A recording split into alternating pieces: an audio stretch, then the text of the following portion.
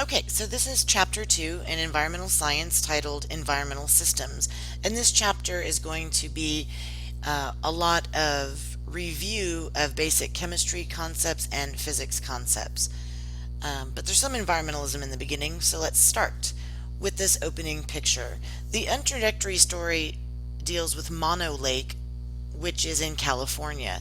And this is a terminal lake in which water will flow into it but doesn't go back out. And so when it rains down the mountains, the water will start to bring the dissolved minerals that come from the rocks. And as water evaporates over time, those minerals get left behind. So there's a buildup of minerals, and it becomes very salty. And so salty that fish do not survive in this particular lake. But there are some species that can handle the salinity, and so they thrive, such as brine shrimp or fly larvae. They feed on this algae that has also adapted to the salinity. And so the brine shrimp will eat the algae, and then birds kind of use this lake as a stopover on their routes and will eat up the brine shrimp. Well, 100 years ago, um, Los Angeles, which is where this is near, um, started to divert water away from going to Mono Lake. And because of that, it started to dry up. So because it's drying up, the brine shrimp aren't surviving because it becomes even more saline than it did before. So over time, birds stayed away, and then when you had this newly exposed land from all the water evaporating, um, then more animals started to come over since they could walk where the lake used to be, and then started eating the other birds that were there. So finally, in 1994, environmentalists persuaded the city of LA to allow some water back into the lake until it finally reached about two-thirds of what it used to be like in historical times. They were kind of nervous about this because water is a scarce commodity in LA, and because there's so many people, demand is really high. So in order to um, deal with allowing this water to go back into the lake and not be used, they had to introduce some strategies in reducing how much water they were using. So they started adding drought tolerant shrubs to their lawns, low flow shower heads, water saving toilets, lots of the things that we're doing today. And it did work, so that Mono Lake was able to recuperate and regrow to what it used to be. And so what this shows us is that the activities of humans and the lives of other organisms and processes in the environment are all interconnected into this huge system. And a larger system such as the Earth, which is one huge system, contains many systems within it. So let's look at this example in your textbook, in which one big system can be broken up into studying smaller systems. So with these North Atlantic fisheries, on one scientist, a physiologist, might want to just study the body system of a cod. And so he's looking at just the organs of one organism. Then in the exact same environment, a marine biologist might want to study the predator-prey relationship between a cod and a herring.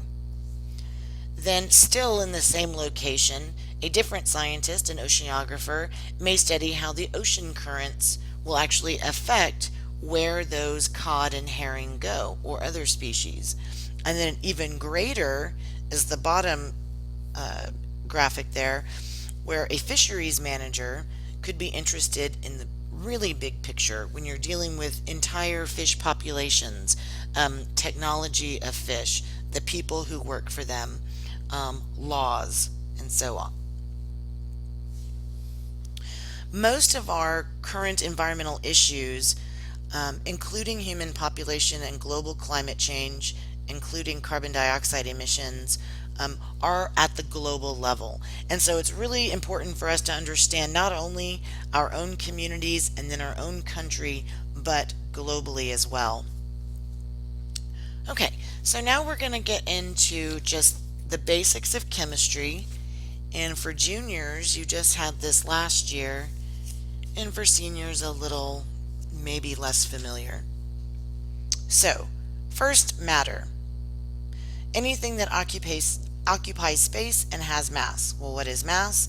The amount of matter that an object contains. Mass and weight, remember, are not the same. Weight is basically the force of gravity on mass. So remember that in physics, force equals mass times acceleration. It's the same thing with weight. Weight equals mass times gravity, which gravity is an acceleration, 9.8 meters per second squared. Okay? So know the difference between the two. Then we talk about atoms. Atoms are the smallest particle that can contain the chemical properties of an element, meaning you cannot break down an atom anymore. It's the smallest things that objects are made out of. An element is a substance composed of atoms. Elements can be solid, liquid, or gas. And they belong and are organized on a periodic table. The periodic table lists all the elements currently known.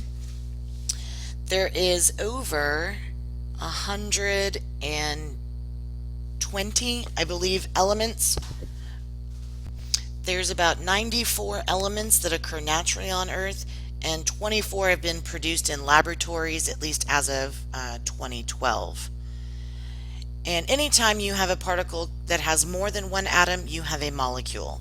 So you could have hydrogen, or H, and that is your one atom of an element, or you can have H2, which is a diatomic molecule because it has more than one atom.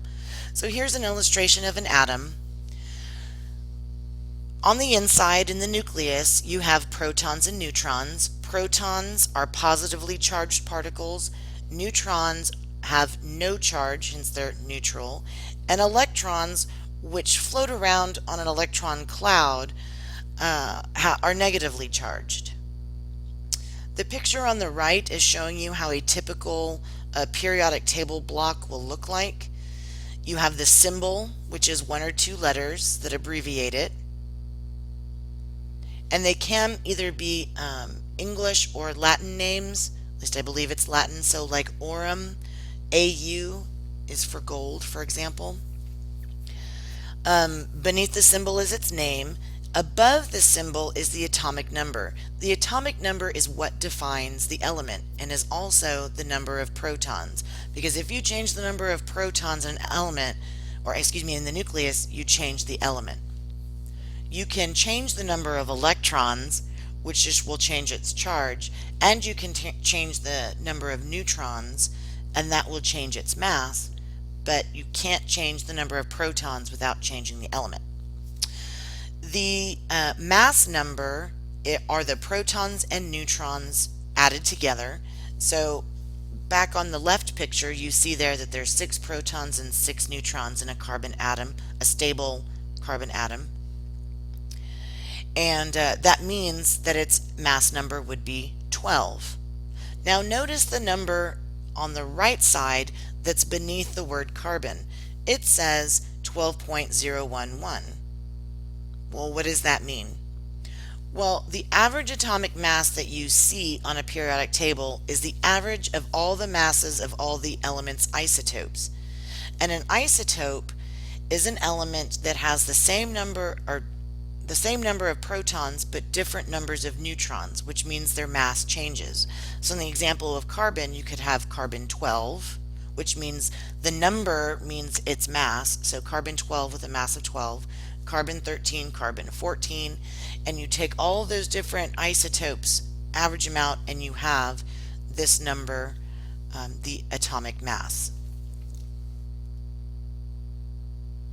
Compounds are molecules that contain more than one element. So sodium chloride, there's a compound. You have 2 elements bound together. I talked about atomic number and mass number and isotopes. So if you need to pause, please do so you can write anything down. Radioactive decay. Okay, so when we have isotopes, we can have unstable isotopes. Those are radioactive. Any kind of element that is unstable is basically going to be radioactive. Well, what is radioactive decay? And that is this release of material of an unstable isotope. And the point is to be stable. So it will try to decay from the parent, which is the original unstable isotope, and decay over time into a more stable daughter isotope. So the example on this slide is U-235 decays into thorium-231. Now there are various forms, alpha decay, beta decay, and then there's gamma, but for the purposes of this class you don't need to know the different types, and you'll only need to memorize maybe 2 or 3 parent and daughter isotopes. But the main idea is that you know that decay is going from an unstable radioactive isotope into a more stable isotope. Now the time that that takes for half of that radioactive parent unstable isotope to decay into the more stable daughter is called a half-life. It can be in seconds, it can be milliseconds, it could be years, it could be millions of years. What we can do with this information is we can use it twofold, at least in this course. One is to determine how long that we would have to try to keep radioactive spent fuel rods from nuclear power away from humans. Okay, it's a thing called NIMBY, and we'll talk about it a lot in detail when we get to non-renewable resources. But the actual processes of harnessing electricity from nuclear fuel rods is really not that bad. It doesn't pollute. But the problem is that once that decay has happened, and what it does is it traps the heat, and the heat produces steam, which turns the turbines, which turns the generators, which generate electricity. That's the point of using the nuclear fuel. Okay, because the energy that is emitted is captured as heat. So anyway, when those fuel rods we've used up all the fuel in them, it's not producing really any more heat that's useful to us for electricity. It has to be kept somewhere. And so a lot of times, well, it's kept in deep water pools, and then it'll be stored in concrete. And so we have to figure out what half-life it has so we know how long it's going to be dangerous to humans. And that's one reason why people are very nervous about nuclear power, is because of the spent fuel rods when it's up. Let me go back a second. The other thing that we can learn, radiometric dating and radioactive decay, is carbon dating or radiometric dating, which is figuring out either when something died or how old a rock is. And so that's a very powerful tool in geology when we're trying to put events in order. And one common isotope that we use in paleontology is carbon-14, and that's a number you'll eventually need to memorize, which has a half-life of 5,730 years. That's in your textbook, and we'll also be working with problems that deal with half-lives because it's always on the AP exam, but we will be practicing that in class. Okay, next are chemical bonds, and the first type of bond is a covalent bond. And the two keywords that I have with covalent bonds are phrases, I guess, are sharing electrons and two or more nonmetals together. So notice here, this is a model of CH4 or methane, and you have sharing of electrons there, as you see in the picture, there we go. Shared electrons here between the hydrogen atom here and the carbon atom here. And then notice that carbon and hydrogen are both nonmetals. That's really as far as you need to go in this course, is just know what a covalent bond is. The other type of bond is an ionic bond, and that's when you give and take electrons or transfer electrons from one element to another. Usually, and at least in the purposes of this class, it's usually a metal and a non-metal together. And what happens is that when you move the electron from one to another, one atom is going to become electron deficient. If it's electron deficient, that means that it has more protons than electrons. That's why it becomes positively charged. Okay? One atom will also become electron rich, which means if it's gaining electrons, that means it's going to have more electrons than protons. That's why it becomes negatively charged. So this is showing you a common sodium chloride or salt atom. So here's your normal stable sodium atom and chlorine. Well, I'm sorry, they're not necessarily stable. The whole point of bonding is for them to become more stable. And so if you notice, if you remember the magic number from chemistry, you know those outer shells want to have 8. They want to be stable just like the noble gases in group 18. So in a sodium atom, on this third electron shell, third electron shell, there's one extra electron. This is one valence electron, and if you remember from chemistry, it's in group 1 or the first column. Okay, and the chlorine atom would need 1. It only has 7 on its outer shell, so it would need 1 to be happy like a noble gas, and its valence number is 7. And so it would make sense that in this particular compound, that this valence electron would go right in here and fit nicely into the space that's missing from chlorine. And down here below you see that going on. This is an ionic bond, metal and nonmetal. The next kind is a hydrogen bond, and this is a weak chemical bond that forms when hydrogen atoms are covalently bonded to another atom and are attracted to another atom on another molecule. Really all you need to know about the bonding for water is that water does have a hydrogen bond and that it is a polar molecule. Polar meaning that one side is more positive and one side is more negative.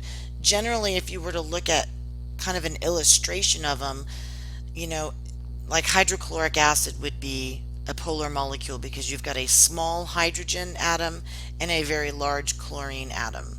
Okay, so those are different sizes, okay, and the elements are different. O2 would be an example of a nonpolar molecule because both atoms are the same. They're the same size. So not one is more positive or negative than the other one. So that's really what you need to know as far as the bonding goes with water, is that it has a hydrogen bond and that it is a polar molecule. Oh, they're showing you the hydrogen bonds. Okay, so it is a covalent since it is shared, okay, and you're dealing with oxygen and hydrogen, which are nonmetals, okay, so it's a polar covalent bond. Some properties of water. Water is very unique, and most importantly because we have to have water in order to have life. But some things about water that are interesting are surface tension, capillary action, high boiling point, and its ability to be a great solvent. So let's talk about the first two things. Surface tension results from cohesion, or molecules that stick strongly to one another, of water molecules at the surface of the body of water. Capillary action is what happens when the adhesion, okay, or sticking to other substances, of water molecules to a surface is stronger than the cohesion between the molecules. So think of a paper towel that absorbs the water, or water going through tree trunk vessels, or it's percolating or sinking down underground. Okay. There is a picture, no, and it's not here, on page 32, that shows you a water strider, which is an insect, and how it can basically sit on water and walk on it due to the surface tension, which is caused by the hydrogen bonding of water.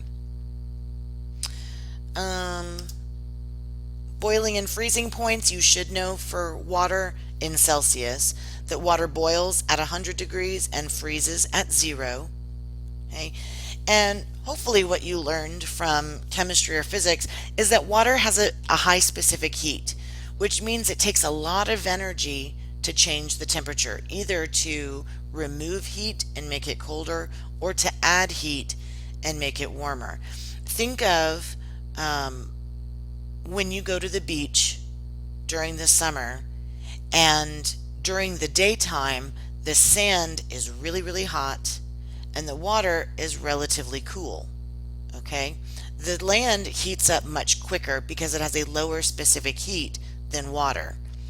So it takes all day for that water to heat up. Well, then at night, if you go back, the land is cool because it's had time to cool off, and since it has a lower specific heat, it will cool down faster. And you go into the water and it's still warm. So because it has that high specific heat, it takes a long time for it to cool back down. And finally, water as a solvent. Water is a really good solvent, meaning that it will dissolve lots of substances. And remember that polar dissolves polar, and so it dissolves a lot of substances. It will not dissolve nonpolar substances such as oil, which is why water and oil do not mix.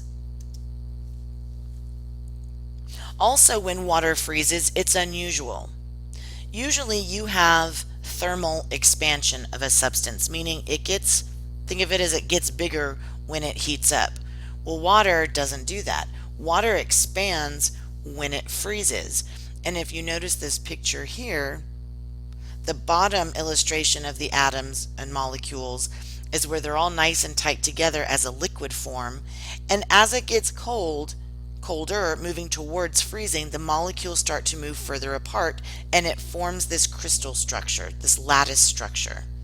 And so because those molecules are spreading further apart, you've got more of this surface area, allowing it to float on liquid water.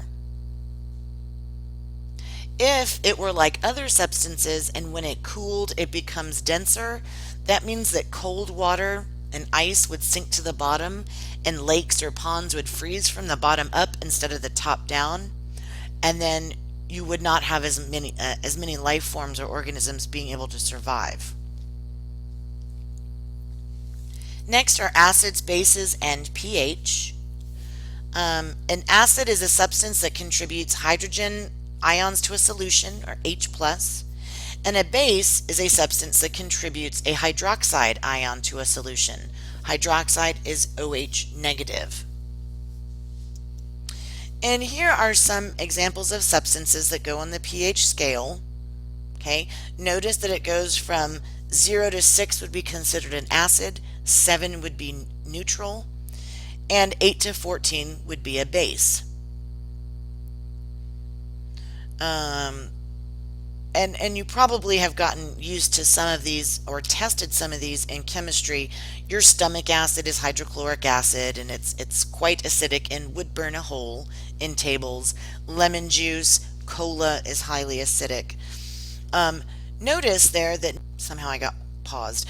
Notice there that normal rainwater is below 7. So normal rainwater is actually slightly acidic. And seawater, ocean water, is slightly basic. Those you will need to know. So I just went over that. And so pH is a way to indicate the strength of the acids and bases. pH means potential of hydrogen. It is a logarithmic scale, meaning that as you move up one number, you're increasing by 10 times. So a substance with a pH of 5 is 10 times more acidic than a substance with a pH of 6. A 5 is 100 times more acidic than a 7. A 5 is 1,000 more times acidic than an 8, and so on. So make sure that you do know that it is a logarithmic scale and which kinds of substances are acids and bases and what numbers are acids and bases.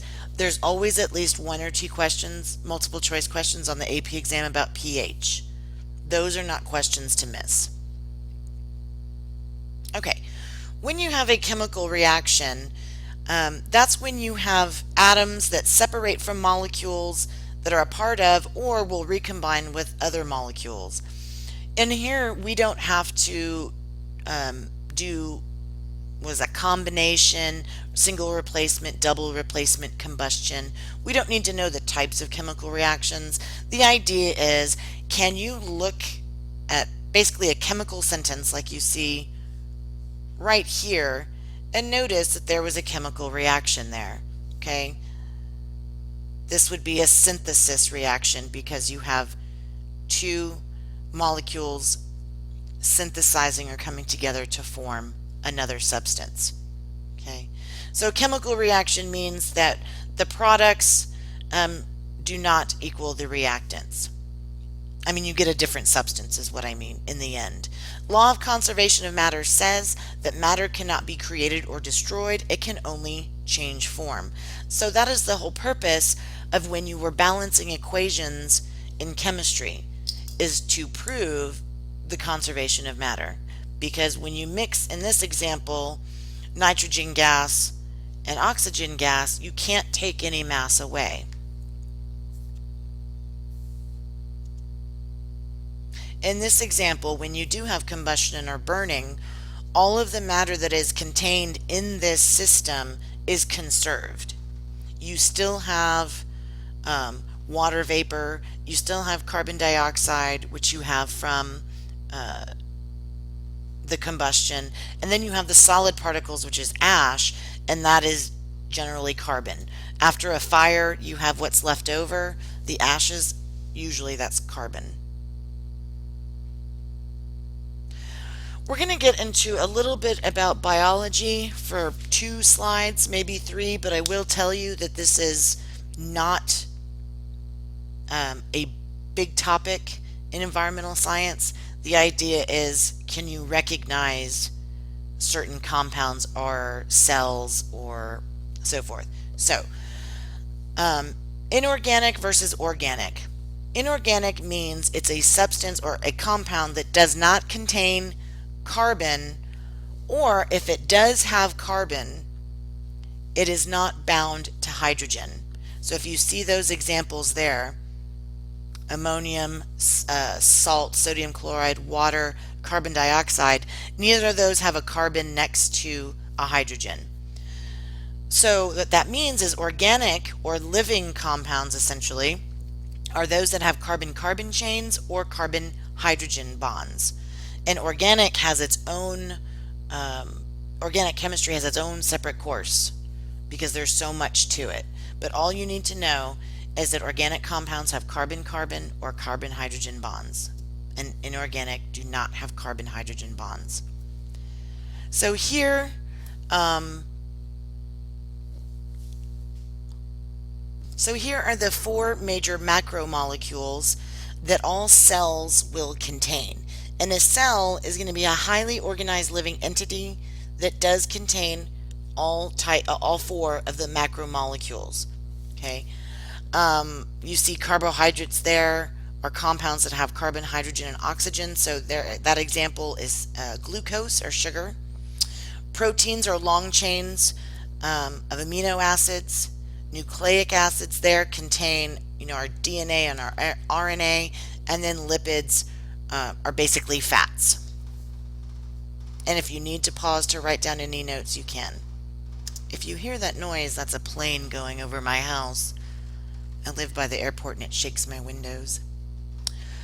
So like I said, cells, the smallest structural and functional component of organisms that do contain all four macromolecules on the previous slide. You can have single cells such as bacteria and some kinds of algae, which were among the first organisms on Earth, which evolved to multicellular organisms that include, well, just about everything else. So some examples there: brine shrimp, which are tiny, animals, plants. There's an example of some green algae, and there's a brine shrimp that came from that mono lake from the very opening picture.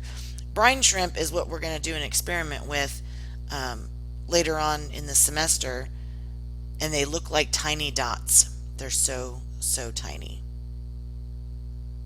Alright, so now we're going to get into the physics part for a few minutes.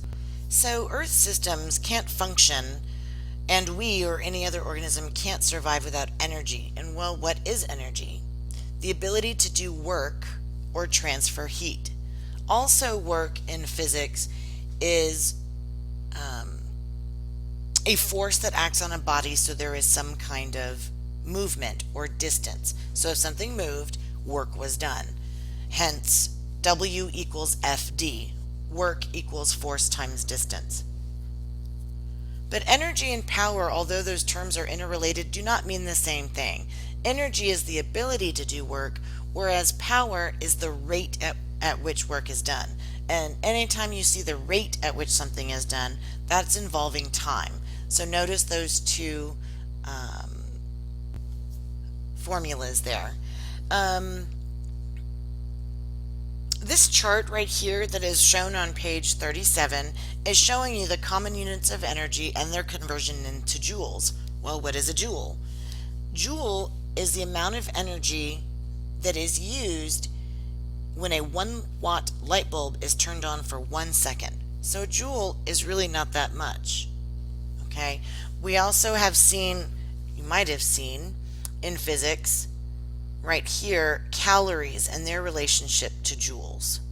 Okay? Because a calorie is the amount of energy it takes to heat 1 gram of water 1 degree C. And a calorie equals just over 4 joules. Okay? And we'll get more into the calories part when we're doing ecosystems. And then we'll get into BTUs and kilowatt hours a lot more when we get to non-renewable resources, because there are several FRQs and multiple choice math questions on the AP exam that deal with kilowatt hours. And almost every time they will give you the conversion factors, but you have to be able to use your scientific notation and multiply and divide without the use of a calculator. So we will be working on that. A kilowatt is a unit of power, kilowatt, 1,000 watts, and a kilowatt hour is a unit of energy. So our electric bill, if you ever take a look at it, and you will later on in the year, you will notice that your bill, or the amount that you owe, is based on the kilowatt hours you have used. Okay? The capacity of the turbine in generating that electricity is given in kilowatts, because that measurement is talking to how much power that was going on. Power, which is energy over time. We'll also be doing the math for chapter 2, and then we'll have some kilowatt hour problems. So we're going to practice that in class. So don't worry if kilowatt hours scares you. It's actually quite easy. Forms of energy. We're going to do this really quickly. Kinetic energy is simply the energy of motion. That makes sense because kinetic is movement. Potential energy, energy that is stored. So water behind a dam, it's not moving anywhere, it's being held behind the dam.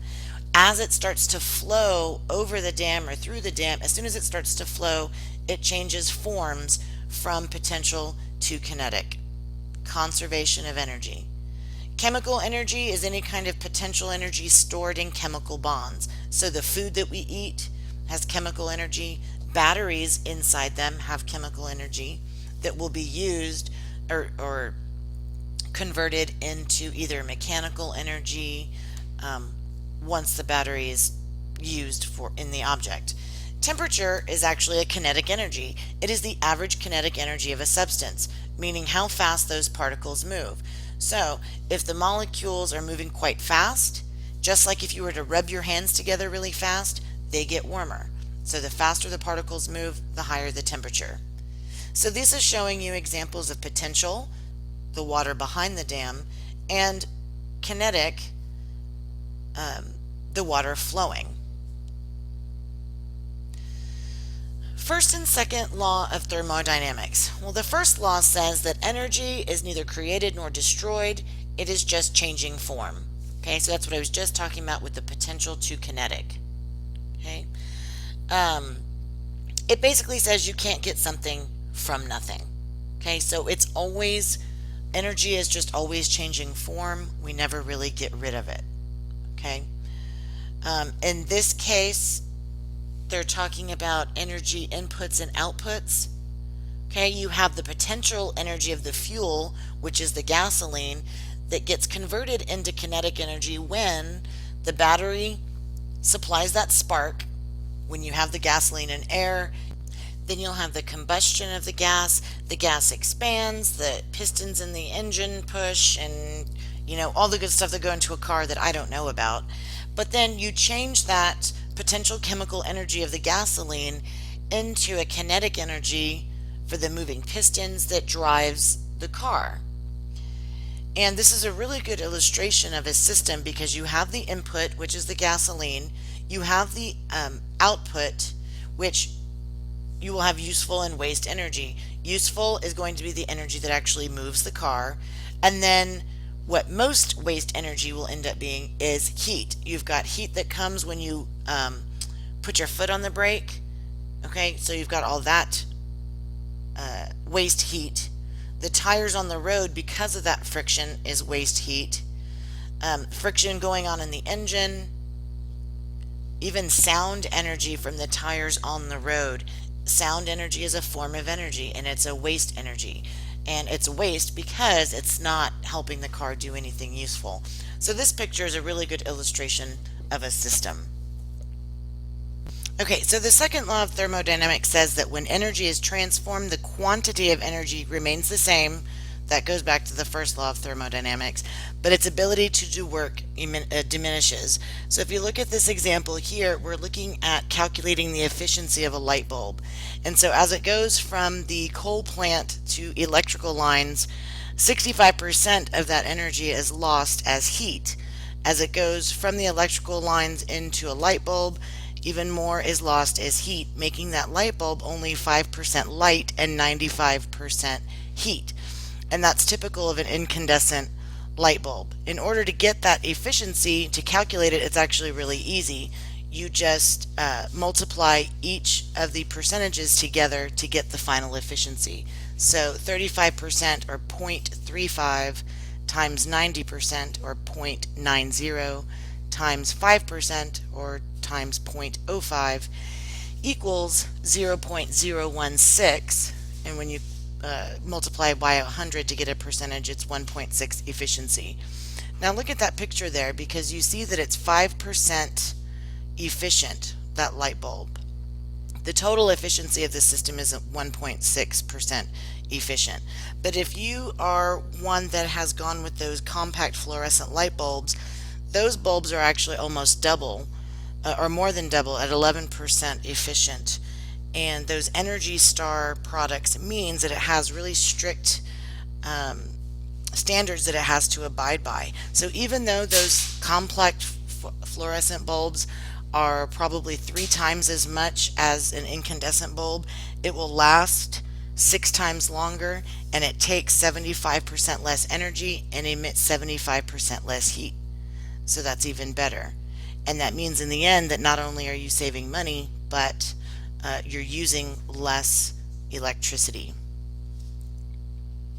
So calculating that efficiency just means that's the ratio of the amount of work that is done to the total amount of energy that is in that system.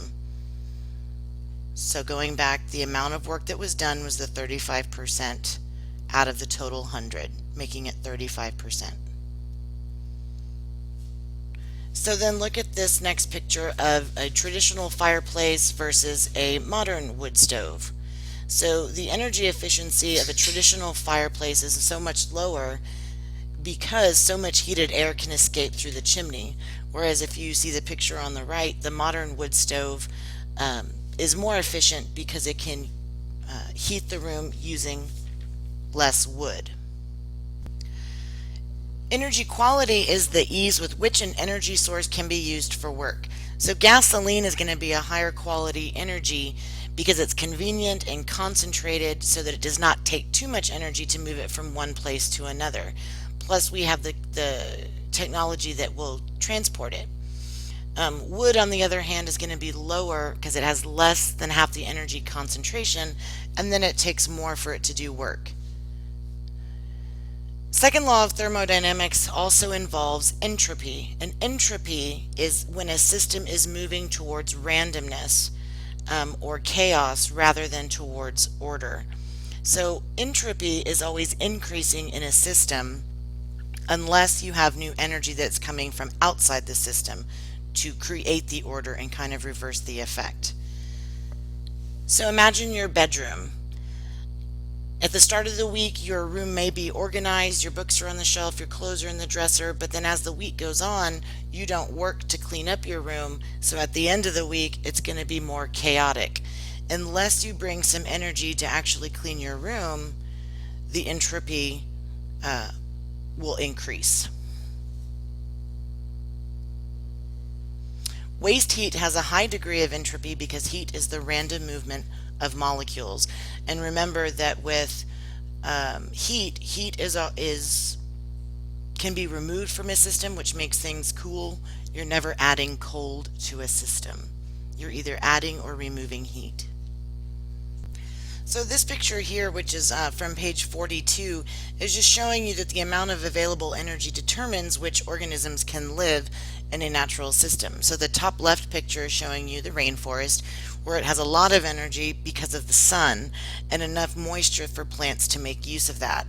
The picture right next to that is an Arctic tundra, which doesn't get as much sunlight, so plants grow slowly there. There aren't as many organisms, and then the plants are also not growing to big sizes.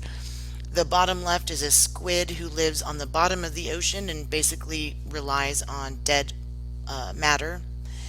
And then the bottom right is a picture of tube worms that live on the bottom of the ocean. These are interesting because these were discovered in the 80s by Dr. Ballard, who discovered the Titanic. And this was an ecosystem that no one had ever seen before. And these guys are actually brought to life through chemosynthesis or chemicals such as sulfur dioxide as opposed to photosynthesis, since the sun does not reach the bottom of the ocean. So the next part is systems, and there are two types of systems. You saw a picture of the car with its inputs and outputs, and so obviously the inputs are something coming into a system, outputs are what's flowing out. In an open system, there's an exchange of matter across boundaries. So water flow or weather systems, solar radiation, because the sunlight reaches Earth and then will also leave Earth when it gets reflected or when heat leaves.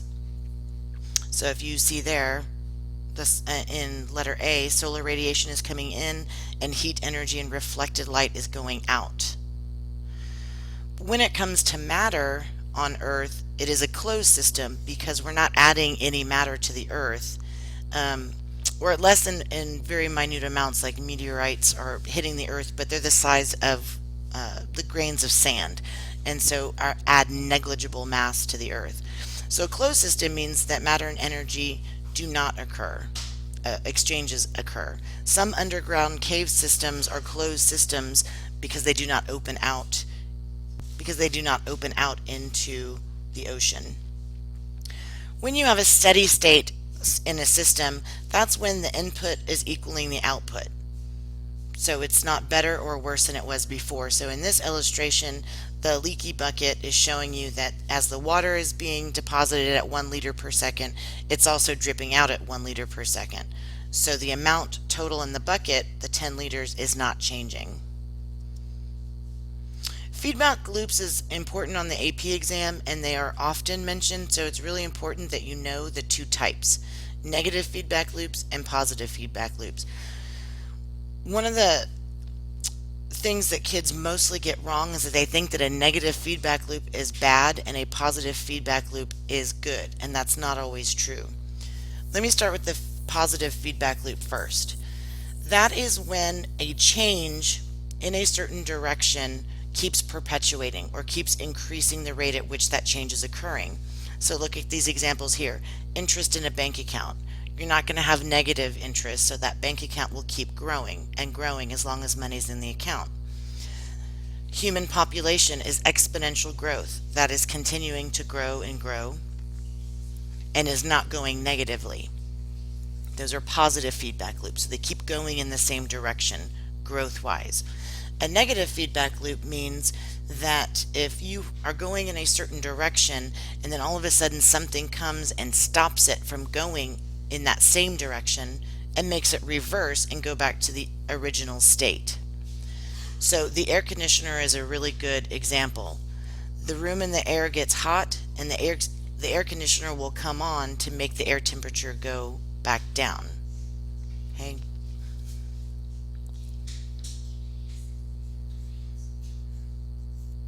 I have to pause. So again, keep in mind that positive and negative do not mean good and bad. Positive feedback amplifies changes, keeps it going in the same direction. Negative feedback loops resist change and try to go back to the way that it was originally. Okay, so as you go back and through this PowerPoint, take some notes and write down any questions that you may have so that you can ask me in class tomorrow. This was Chapter 2.